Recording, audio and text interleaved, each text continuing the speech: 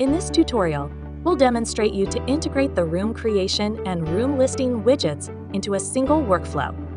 Let's begin by dragging my Create Room widget from my Saved Widgets menu into the workspace. Next, drag my List Room widget to view the listing just above the Create Room widget. Now let's go ahead and save the combined widget as a new widget for future use.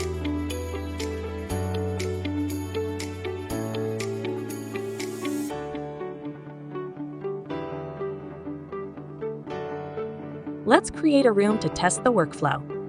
Enter a room name and description in the Room Creation widget, then hit Create Room button to create.